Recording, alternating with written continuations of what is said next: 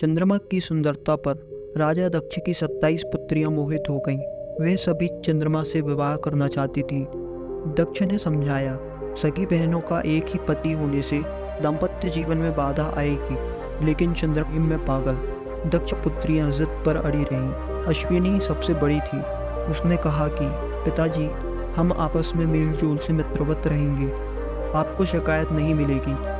दक्ष ने 27 कन्याओं का विवाह चंद्रमा से कर दिया। विवाह से चंद्रमा और उनकी पत्नियां दोनों बहुत प्रसन्न थे, लेकिन ये खुशी ज़्यादा दिनों तक नहीं रही। जल्द ही चंद्रमा 27 बहनों में से एक रोहिणी पर ज़्यादा मोहित हो गए और अन्य पत्नियों की उपेक्षा करने लगे। यह बात दक्ष को पता चली और उन्होंने चंद्रमा को समझाया। कुछ दिनों तक तो चंद्रमा ठीक रहे, लेकिन जल्द ही वापस रोहाड़ी पर उनकी आसक्ति पहले से भी ज़्यादा तेज हो गई। अन्य पुत्रियों के विलाप से दुखी दक्ष ने फिर चंद्रमा से बात की, लेकिन उन्होंने इसे अपना निजी मामला बताकर दक्ष का अपमान कर दिया।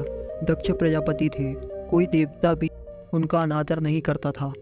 क्रोधित होकर उन्होंने चंद्रमा को शाप दे दिया कि तुम क्षय रोग के मरीज हो जाओ। दक्ष के शाप से चंद्रमा क्षय रोग से ग्रस्त होकर उनकी चमक समाप्त हो गई। पृथ्वी की गति बिगड़ने लगी। परेशान ऋषि मुनि और देवता भगवान ब्रह्मा की शरण में गए। ब्रह्मा दक्ष के पिता थे, लेकिन दक्ष के शाप को समाप्त कर पाना उनके वश में नहीं था। उन्होंने देवताओं को शिव जी की शरण में जाने का सुझाव दिया। ब्रह्मा ने कहा, चंद्रदेव भगवान शिव को तप से प्रसन्न करें। दक्ष पर उनके अलावा किसी का बस नहीं चल सकता।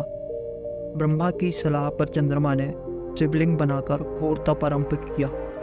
महादेव प्रसन्न हुए और चंद्रमा से वरदान मांगने को कहा। चंद्रमा ने शिव जी से अपने सभी पापों के लिए क्षमा मांगते हुए क्षय रोग से मुक्ति का वरदान मांगा। भगवान शिव ने कहा कि तुम्हें जिसने शाप दिया है वह कोई साधारण व्यक्ति नहीं है, उसके शाप को समाप्त करना संभव नहीं। फिर भी मैं तुम्हारे लिए कुछ ना कुछ करूँगा जरूर। शिव जी बोले, एक माह में जो 2 पक्ष होते हैं, उनमें से एक पक्ष में मेरे वरदान से निखरते जाओगे, लेकिन दक्ष के शाप के प्रभाव से दूसरे पक्ष में क्षीण होते जाओगे। शिव के वरदान से चंद्रमा शुक्ल पक्ष में तेजस्वी रहते हैं और कृष्ण पक्ष में धूमिल हो जाते हैं। चंद्रमा की स्तुति से महादेव जिस स्थान पर निराकार से साकार हो गए थे, उस स्थान की देवों ने पूजा की और वह स्थान सोमनाथ के नाम से विख्यात हुआ। चंद्रमा की वे 27 पत्नियां ही 27 विभिन्न नक्षत्र हैं